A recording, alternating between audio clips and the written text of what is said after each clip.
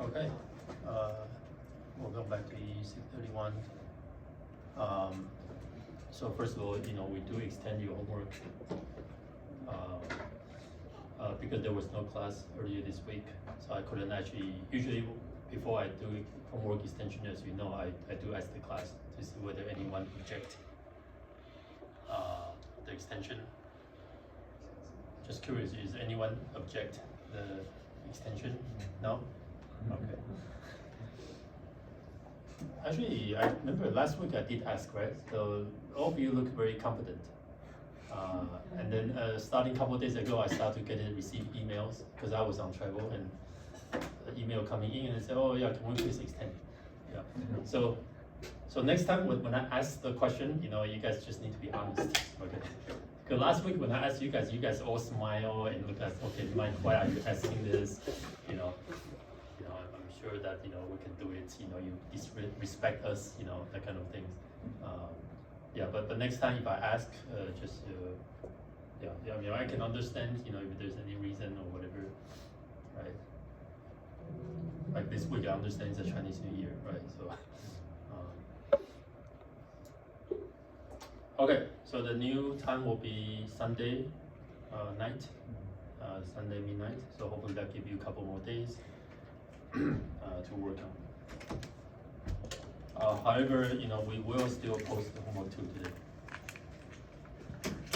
So for those of you who already finished the homework, you get bored, you can start working on homework 2 this week. All right. So this year in ISCCC, of course, the data converter people continue to push for very high speed and high resolution.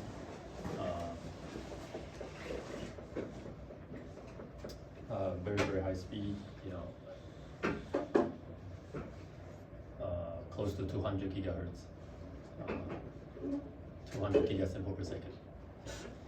Usually in our class project, I don't give you that high speed.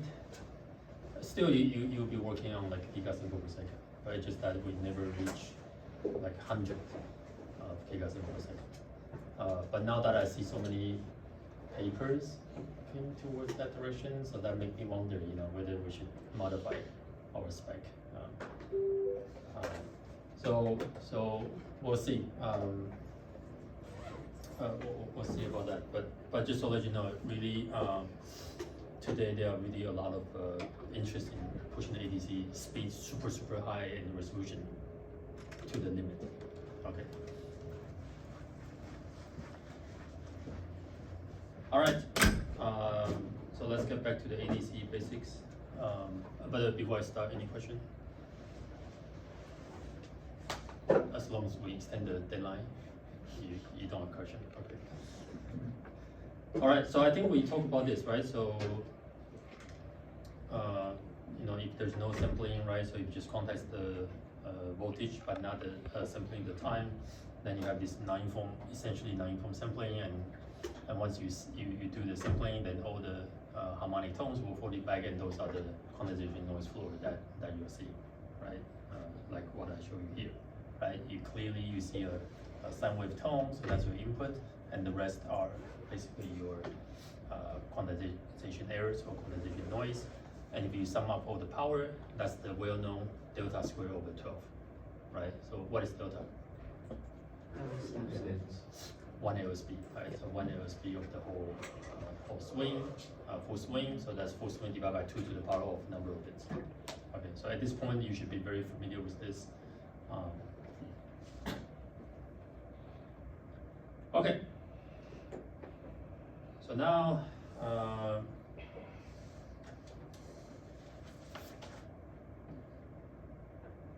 I'm instead of giving so let's go back to here. So before, I said my input is 127 hertz, sampling rate is 1024 hertz, 10 bit ADC, I observe for 1 second, and now I change my input frequency to 128 hertz, still at the same sampling rate, still is a 10 bit ADC, and I still capture for 1 second, and this is the outcome. So I get 2 tones. So what is my first tone? This is my input, right? What is this? Second harmonic. That's basically the second harmonic, right, of the input. So is that the signal, or that's what is that? What does this tone mean? The quantitative noise? It is quantitative noise, right? So it's a quantization error, right? So this is quantization error. Then here's a question, right? So before, you see, when this input is 127 hertz, I look at FFT, the quantization noise, as what we expect, should be more like a random white noise. How come here it becomes just 1 tone?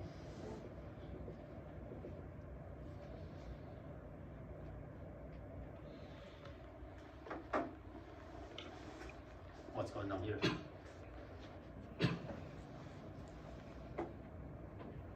Remember in these pictures, I said that if we just do voltage quantization, right, all the quantization errors will be integer multiple of the input, right, of the input. So, and then afterwards, you sample the FS, it will fold it back. Right now, you see, quantization error should be the harmonic of the input. That's why you see the, for example, second harmonic, right? There will be third harmonic, fourth harmonic, and so on and so forth. The problem really here is that you see the input frequency and the FS. They are integer multiple relationship. So yes, when they fall back on top of each other. So in fact, this is really bad, really bad, right? Because you see your input, your quantization error, some of it will fall onto exactly the input frequency, right? So that tone is actually input plus some of the quantization error. Okay. Of course, here if you give a full swing sine wave tone, the energy should be much greater than the quantization errors. Yeah. But nevertheless, if you choose this kind of relationship, what happens is that all your harmonic, quantization noise, they fall back to the same frequency.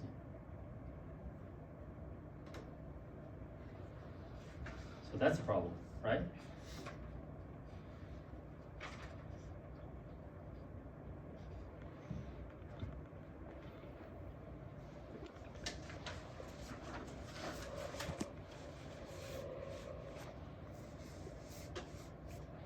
All right, and in fact, because the view of the quantization errors is the harmonics of the input, and we know that when you fold it, you will be folding at FS, 2FS, 3FS, so basically all the aliasing, right? So if you are integer multiple, that's why they will fold on top. So that's already give you some clear understanding. There's another perspective. You can actually look at time domain view. So in time domain, the input is a sine wave, right? So let's say this is 1 period of the sine wave. This is 2 period of the sine wave. Your sine wave frequency is 128 hertz, and your FS is 1024 hertz. So tell me how many sample I get for the first period. 8. 8, right? So I'm gonna take 8 samples.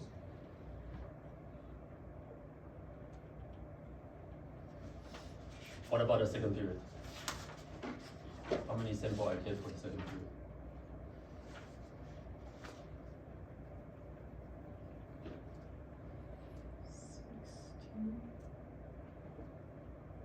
Yeah, so in total 16, so that means that the second period will be also 8. So every period you get exact 8 samples. So here's the question. The first sample of the first period compared to the first sample of the second period, are they the same or they are different? Same. They are exactly the same, right? So if they are exactly the same, that means that the quantization error for the first sample are the same or different? Yeah. Also the same. You see the problem here?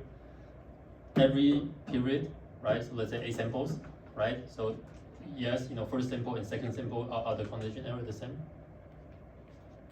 No. They may not be. Most likely they will not be the same, right? Most likely they will not be the same. So all these are indeed different within one period. However, if you look at starting from the second period, they just repeat by itself, right? It's repeat. So that's the problem. So your quantization error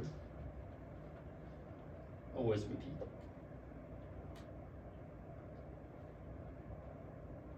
Right? So if you just zoom into the quantization errors, it becomes a periodic signal. Do you agree?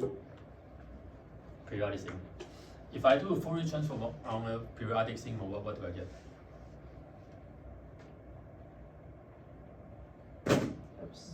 One is by. Just tones. Yeah. Thank you. That's why you see 2 tones. Well done. So basically what I'm trying to convince you is that, if you choose this input and the fs happen to be integer multiple, that's the problem, right? So you are going to see all this quantization error will be concentrated in particular frequency, and even worse, some of them will fall exactly on top of your input. All right. Can I really analyze the ADC performance using this approach? You cannot, right? Just think about it. In this case, I'm always sampling the input sine wave at exact same 8 point, right? So let me ask you, so 10-bit ADC, how many steps do I have? Remember that ADC transfer function, right? How many steps do I have? 1024. You are telling me that, okay, by doing this approach, I just basically evaluate 8 of this, right? Look at the picture, right? 8 of this. In fact, some of them may overlap exactly to the same same step, right? But at most 8. This is not going to be a proper evaluation of ADC, right? In fact, some people try to play trick like this.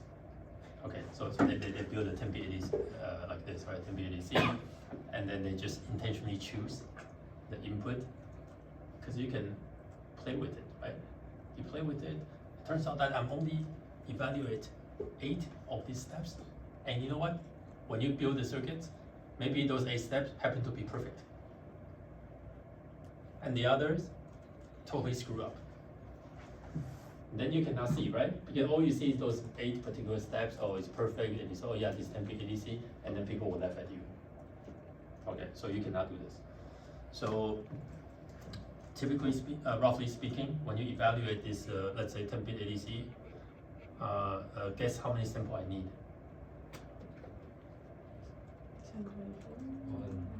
Well, what's the very minimum you think? So if you want to convince somebody to buy your ADC, you want to show them that, yeah, this is indeed a 10-bit ADC, how many samples you need to show them and do FFT in order to convince them?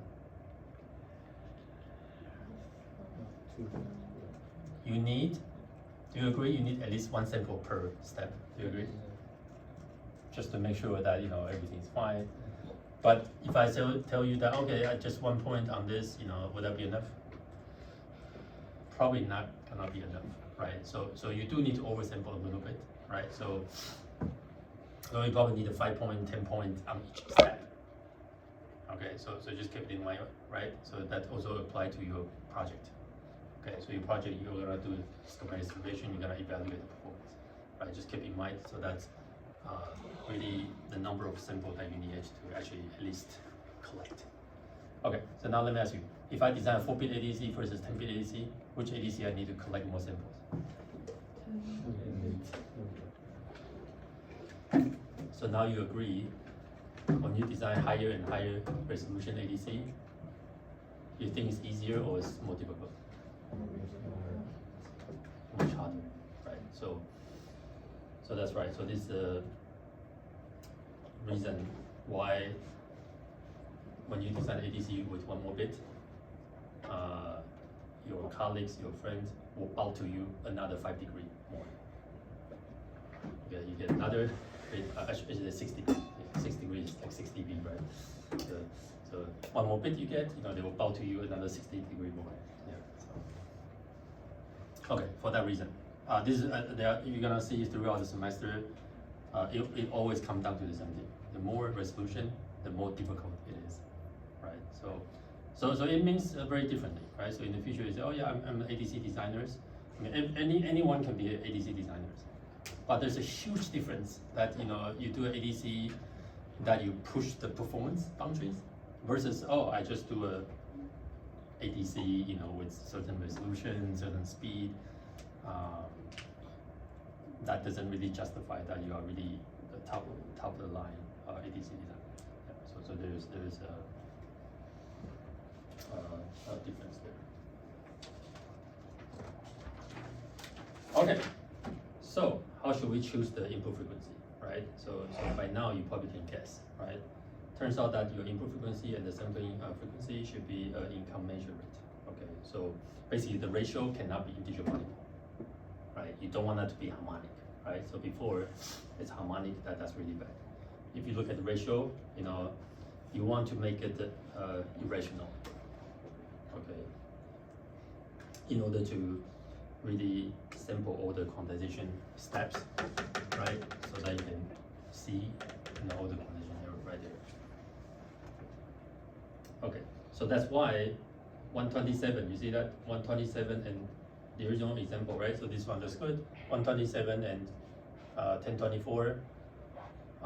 What's the common factor? What's the largest common factor? 127 and 1024? Just one, right? Just one, right? That two-tone case, what's the common factor between 128 and 1024? It is 128. That's probably the worst possible situation that you can see. Okay, so now I give you another example. 126 and 1024. So first of all, is 1024 integer multiple of 126? It's not, right? So you can see now the spectrum looks a bit better. But still, you can kind of see like there are 2 different levels, right? So it's not as good as if I choose the everything as 127. Why is that? Because there is like 2 or You see, this is still a common factor of 2, right? at least 2. At least 2, right? Not 4, right? 4 I don't think that's. Is that right?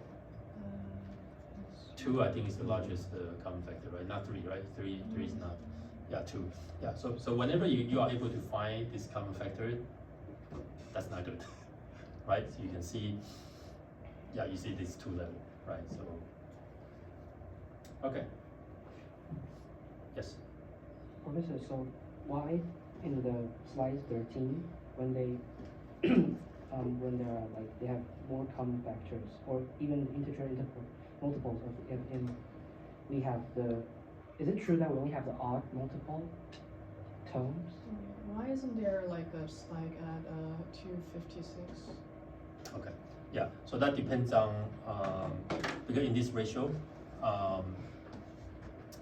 they are actually symmetric, right? So you can see this when they sample this.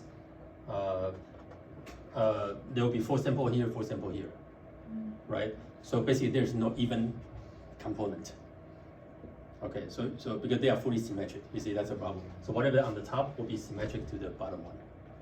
But if you start to have some offset, for example, right, then you may have a second order component will show up. So it depends on the input signal. Depends on the input, yes, and yes, many depends on the input. Yeah. So in real life, there will always be a second. If we use a sine wave, but in real life, of course, the input most likely is not a sine wave. Yeah. So there will be some.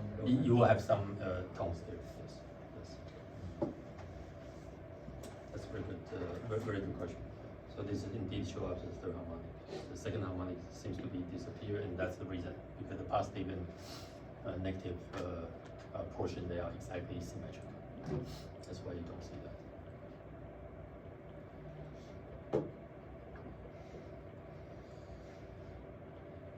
Okay, any other question? That's a very good question.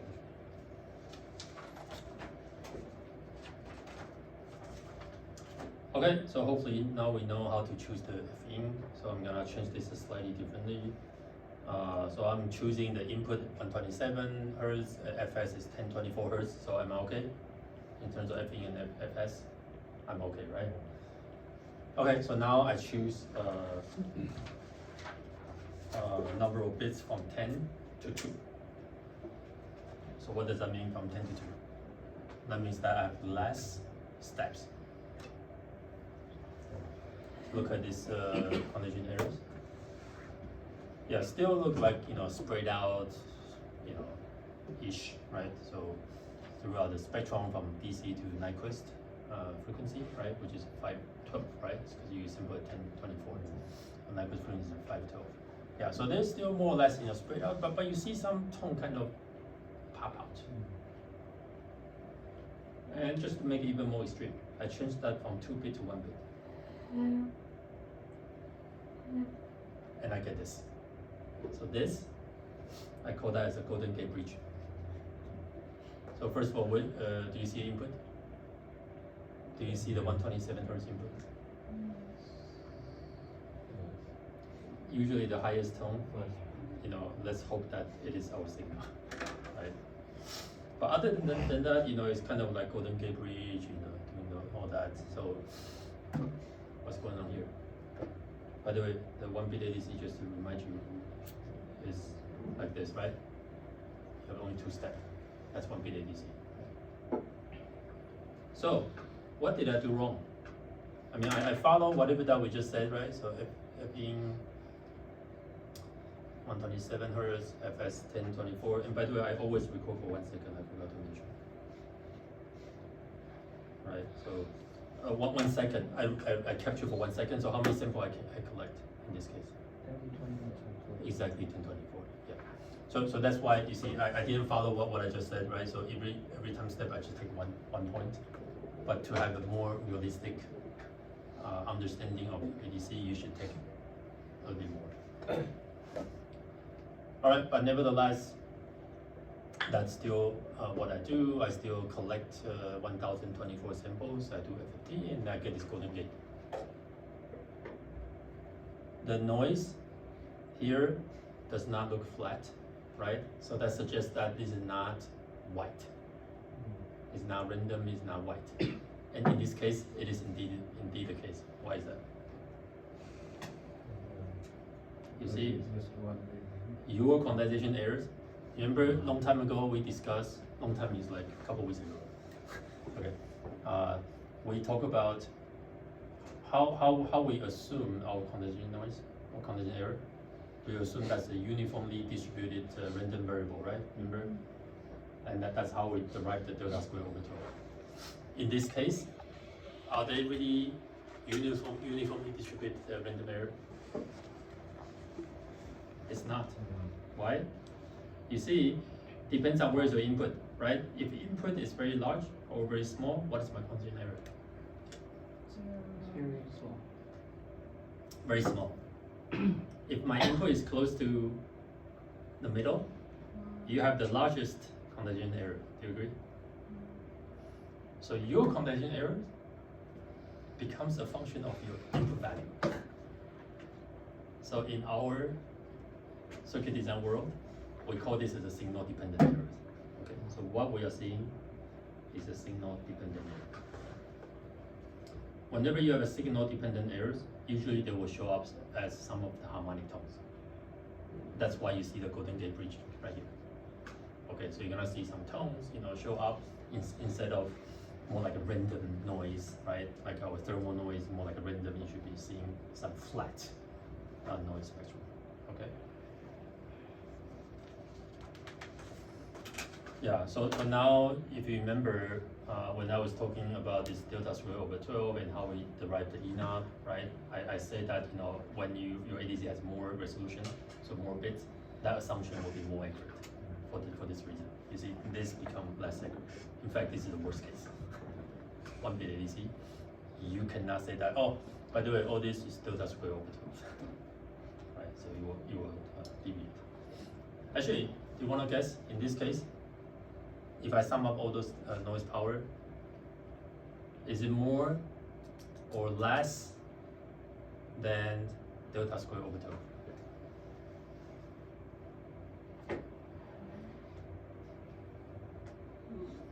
Or more or less the same?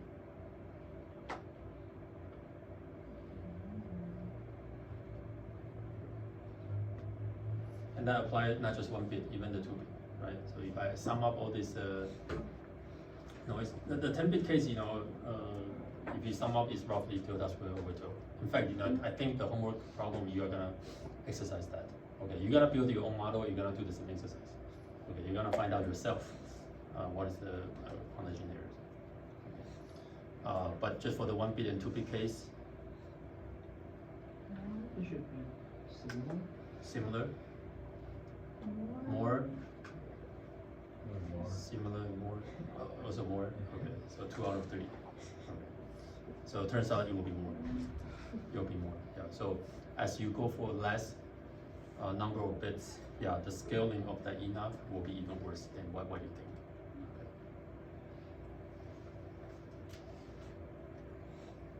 All right. So those are the resolution impact. Okay, so we talked about the impact between the choice of F-in and Fs. We talked about the impact of the resolution. So next, I'm gonna do this. I know my input and Fs, I need to choose in a particular way, right? So I choose irrational, right, relationship. And I still do a 10-bit AC. But now what I'm gonna change is that instead of capturing for 1 second, I'm gonna capture 1.1 second. So I take more sample, right? First of all, do you agree? I take more samples. Yeah. And I collect that, and I do the same thing. I do FFT.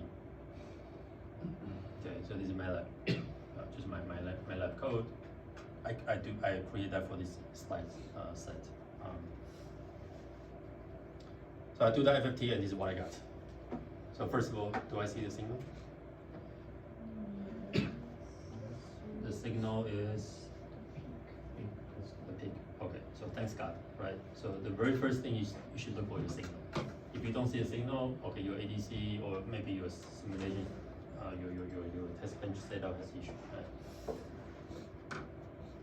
Do I see the noise? A little bit. Maybe a little bit, maybe, yeah. So what's the problem here, right? So there should be, okay. So let me first ask you, is the quantization noise still there or they just disappear? Still there, yeah. It was just hidden. It was hidden. So now the question is that, what is overwhelming us, right? So somebody is doing something to hide the truth, right? So what's going on here? All right, so to understand that,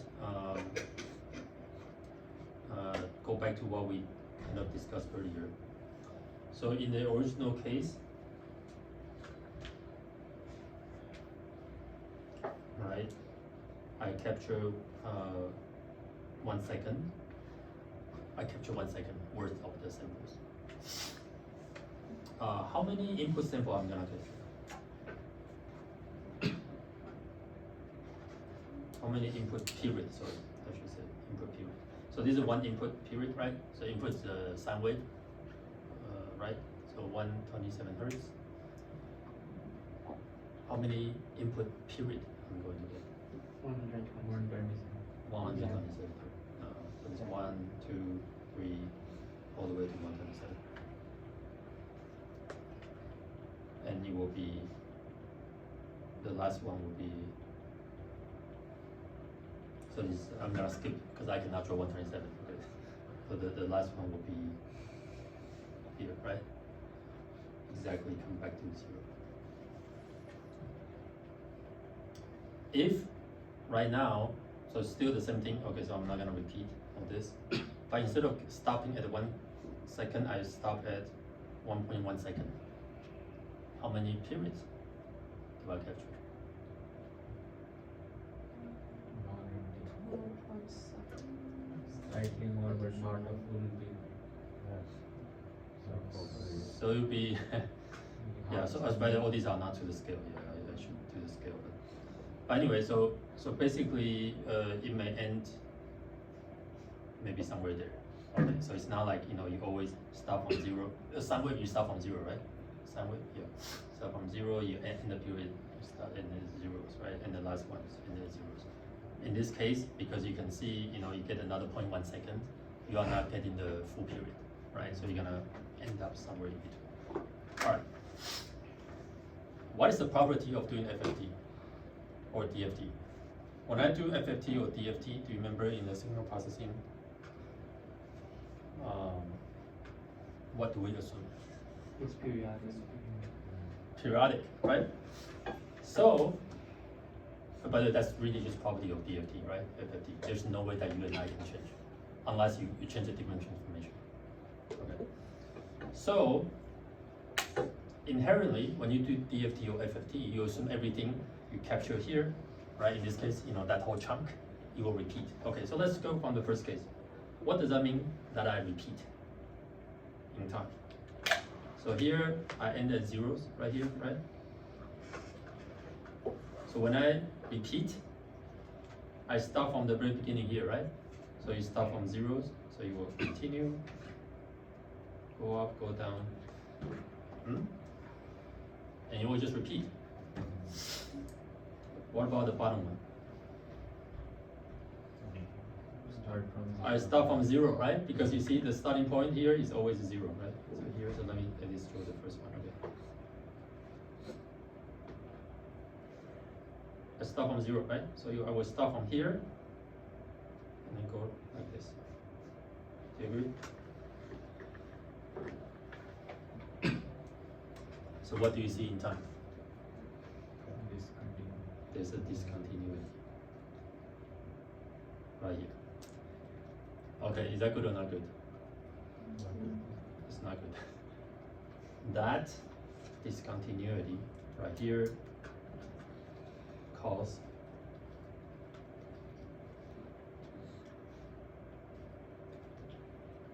what we call as spectral leakage. Okay, so you see all those skirt right there, right? So you have the tones, you have the skirt right next to your signals. That's what we call spectral leakage. Exactly because of that jump.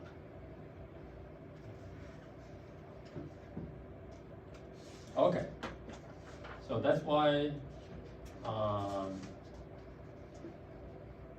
you get this overwhelming spectrum that shield you from looking at this noise.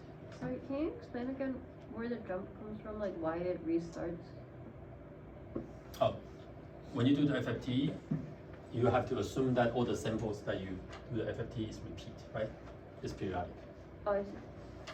So if you copy that to here, that's why you see you will start from 0, so that's why you have a big jump. Right? So that's spectral. Okay. How do I solve this problem? Or what kind of constraint that I should do, when I analyze the ADC? Integer, yeah, so similar to what we had before, right? So Fin and Fs, there's a certain relationship. So basically what it's saying is that there's a certain relationship. We need to be careful. And what is that relationship? Integer number of sampling seconds. So the capture time or observation time has to be integer multiple of your input period. You agree? Because you have to take exactly, like in this case, I take exactly 1/27 period. Right? So you just need to make sure that, yeah, you take that integer multiple of those period, input period. Then you'll be fine. Then you look at FFT, you don't have the spectral leakage, and you'll be very much okay. All right. So so this is one thing that you guys need to pay attention, because you guys gonna do the MATLAB exercise, and in the future you're gonna do class projects, right? So even the homework, you look at this performance. When you analyze this FFT and performance, you got to make sure that you capture integer multiple input period. Okay. So yes. But when you take an FFT, don't you not know like what the period is going to be? Like. Yeah, so you can control, right? Because you can control how many samples you actually take, right? So that's what I meant, right? So you need to make sure that when you capture that entire number of samples, it has to be integer multiple of the input period. But what if you don't know the input period? I guess. If you don't, then you get a second case. You will see the spectral leakage. Okay. So in simulation, you can change the time, right? For example, in cadence, how do I change the observation period? Just transient, you can specify the stop time. Okay, so that should be fine, right? What if you go to the lab? So right now you're okay, right? This semester you guys all probably gonna most likely be fine, because you run cadence, you run MATLAB, you control exactly how much time. But imagine right now you go through the tape-out class, your ADC comes back, you go to the lab, you start to measure ADC. How do I control the time? Write a program that controls. To control the time, to say, yeah, capture for 1 second. And then the program will just, the equipment will just help you to capture exactly 1 second. Okay, so what is 1 second? In the lab, what do you mean by 1 second? Is that everybody take a look at their watch? Okay, go, and then time, 1 second, done. Then is it your watch or my watch? You said 1 second, right? Is that your watch or my watch? Does Okay. signal generator have something Yeah, like it a has- clock or I whatever? think it has timer in it. Oh, there's a timer. Okay, then which equipment should I trust? The signal Yes, yeah. generator. The signal generators? Actually, yeah, she's very good. That's exactly the answer. So whoever generate the input frequency, you have to use that clock as the golden clock. Okay, so whatever that equipment you're gonna use to capture, that has to be synchronized with that equipment. Okay, so you're gonna go through this complicated process we call the synchronization. Okay, typically on those equipment, in the back of the equipment, there's a reference clock signals. I don't know if you guys have seen those. They usually do 10 megahertz synchronization signals. So you actually do need to use a cable and connect them. You say, okay, I want this to synchronize with the other one. And that process is usually done by phase lock loop. So they have a phase lock loop there, and then they would lock the two phases, so that this equipment time will understand what does that mean by 1 second from the signal generator, right? So okay. So as now you can imagine, it also depends on the accuracy of that phase lock. The phase lock may not be perfect, right? There's no such thing called perfect circuits. Okay. On the paper, there's always a perfect circuit that was, oh, I told you should lock to this one. But in reality, there's a noise, there's something, blah, blah, blah, blah. Okay, so you're gonna have some difficulty. So in practice, usually we try not to rely on perfectly captured integer multiple of the input period. Okay. For now, you guys are okay. Okay, because you do mostly simulation, right? So you can set, as long as you do the right calculation, you know how long you want to capture. But in the case that you know one day is hard to control, don't worry. We do have another method. By the way, so this one I already talked about. So you need to capture integer multiple of the period. Okay, so is that right? So this side we're okay. Okay, so now I'm gonna go to the second approach, which is the mostly common approach to deal with this issue, the spectral leakage. The technique is called windowing. Okay, so basically what happens is that, so earlier I talked about capture a certain number of samples, right here, right? And then before, what we did is that, as long as you meet that criteria, you take all those samples, you do FFT, you're done. As long as you meet the criteria. In the event that you are not so sure, for example, in the lab, you don't know whether they're in sync, or even in a simulation. In a simulation, you say, okay, I don't want to bother to think about my capture transient simulation time has to be integer multiple. But let me tell you why. A lot of times when you evaluate your ADC, you do want to change your input frequency. You see how much trouble it is, every time you change the input frequency, I need to calculate how long is my time. I mean, it's a fun exercise. Now you have a cell phone, you just calculate it, you calculate it. Okay, so do that. If you feel for it, that's still good. But in the case where you say, hey, I don't want to bother, so here's a trick. All you need to do before you do FFT, you multiply by something called the window. Okay, so you will take all these samples and then multiply by kind of like a Gaussian shape window. You multiply by that window, then you do FFT, then you'll be good. Okay, so let's take a look, how that works. So this is the window, right? So let's say you have ADC coming out, right? So this has all the samples right there. So what you're gonna do is that you're gonna multiply by this window, which looks like this, right? You see the left side. You take that, and then you start to do FFT. Okay. So you multiply by time, window like this, and then you're gonna do FFT. Okay, so now, remember that in the signal processing lectures, right? If I want to look at the frequency domain, in time I do multiply, in frequency what do I do? Convolution. I will do convolution with the Fourier transform of this window function. Okay, so it turns out that this window function, when you do Fourier transform, it looks like this. Okay, so you're gonna see here we call it the mean lobe. You see that there's the first umbrella right here. We call this as a mean lobe. Do you see a lot of up and down? We call it the side lobes right here. So this is the side lobes.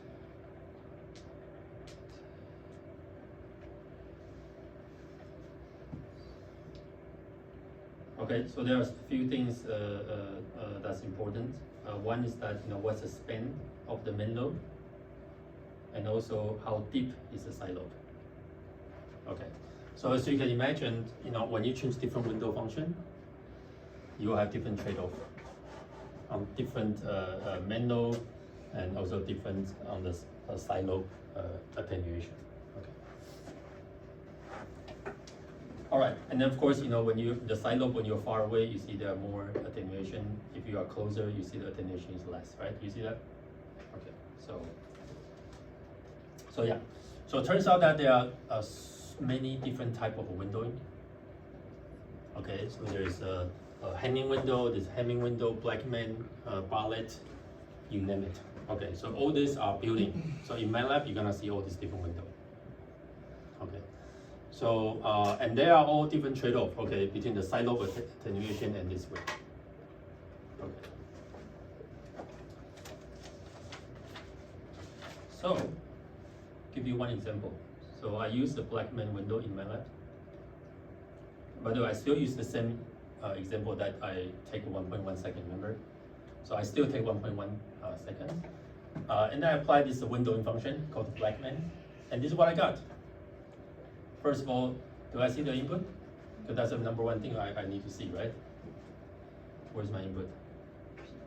The peak is my signal. Do you see the condension noise?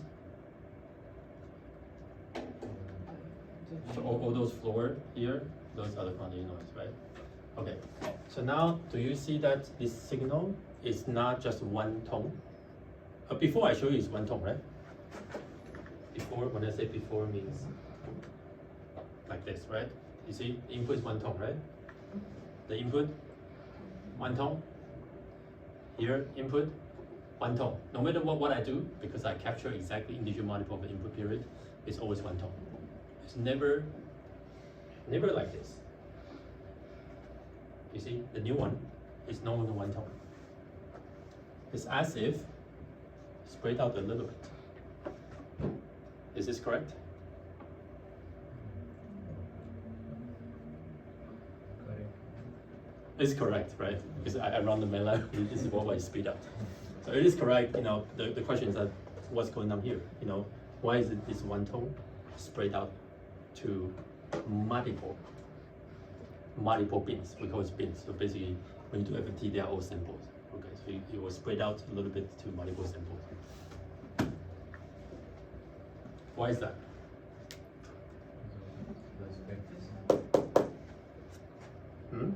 ADC output, you multiply by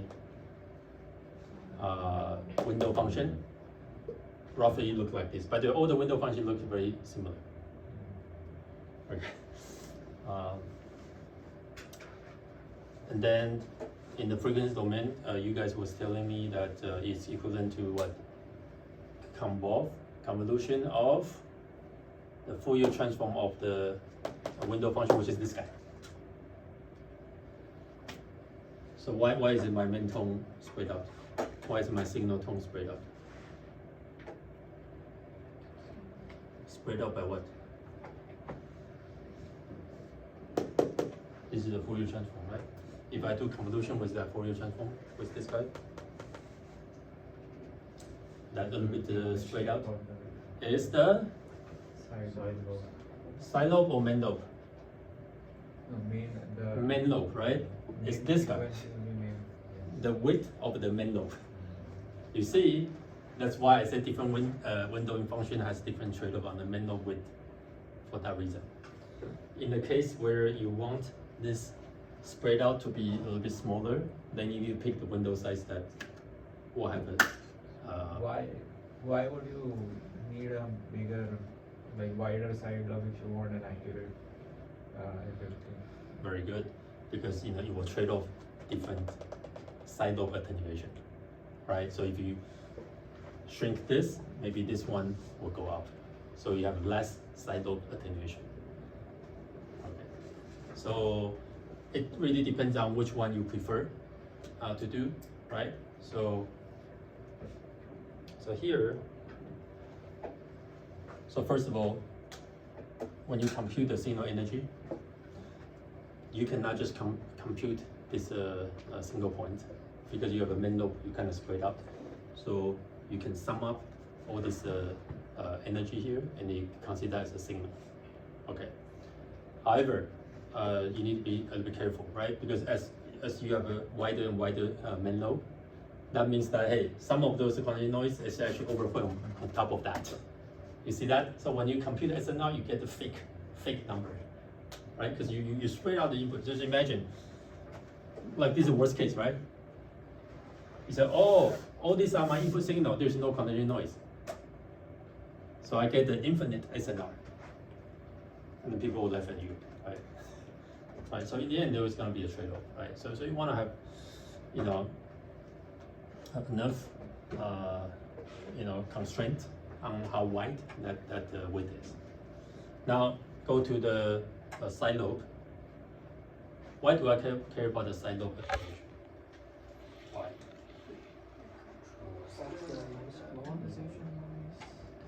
You want this to be compressed to be lower than your quantization noise floor. Do you agree? If you don't, then all this just like this, right? You see, quantity noise floor is here, and then you don't do anything, then you just go there, right? So that's why you also care about the side lobe attenuation. It's really about, you know, what are you trying to see, right? So you see the noise floor, obviously that's what you want to see. And sometimes, you know, when you do ADC, you also have a harmonic tones. So harmonic tones will show up, right? So you want to make sure that, you know, you are not overwhelming those harmonic tones also. I've seen cases where people say, oh yeah, you know, my ADC is perfectly linear because I don't see the tones, right? Because you see the tone can be small like this, right? But then you do FFT here, I don't see anything, right? So it's hidden under. So they just say, oh yeah, my THD, my SF, by my THD, my harmonic tone HD3, things like that, it's perfect. But turns out it's not, right? It's just about you are not keeping those floor low enough. Okay, so you wanna, in this case, if your harmonic tone is here,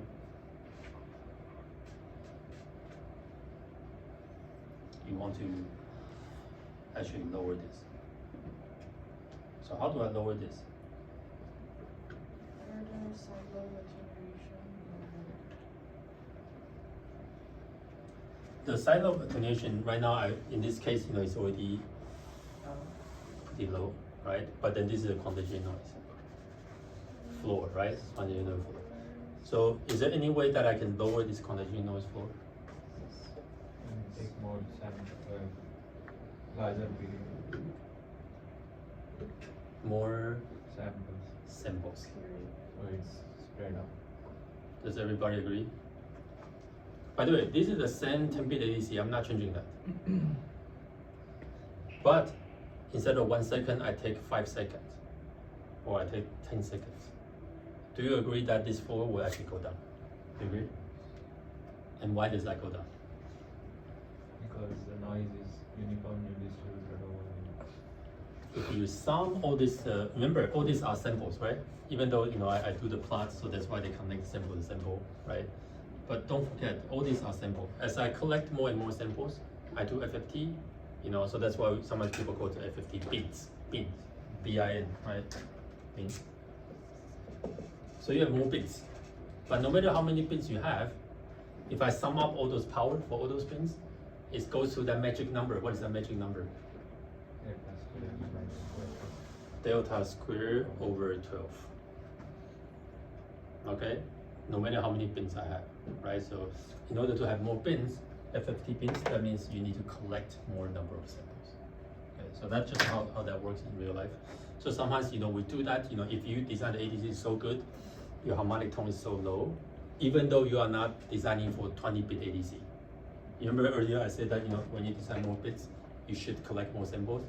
But even if you don't, even if you say, hey, you know, I'm just designing for 6-bit ADC, but my harmonic tone was so good, it was so low. In that case, you still want to take a lot and lots of samples. Does that make sense?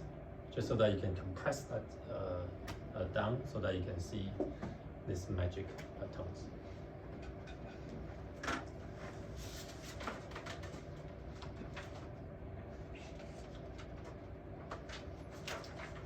Okay. So I think this summarizes, right? So on the DFT, basically that's the mathematical equation, and FFT just when the number of points happen to be power of 2. And this is exactly what I said. Make sure that you have enough FFT points. So basically, number of samples. So this basically means that you need to collect enough number of samples, okay? The ADC samples.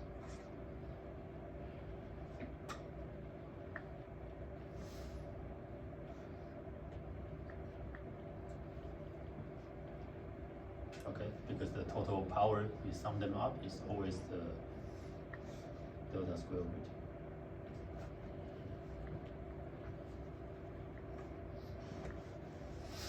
Okay, so different number of points, it will not change, it will never change the total integrate power. Okay, it's always delta square root. Okay. All right, any question? If not, I think this may be a good point to take a short break, and after that, I will start to talk about some of the cases. All right, let's take a short break.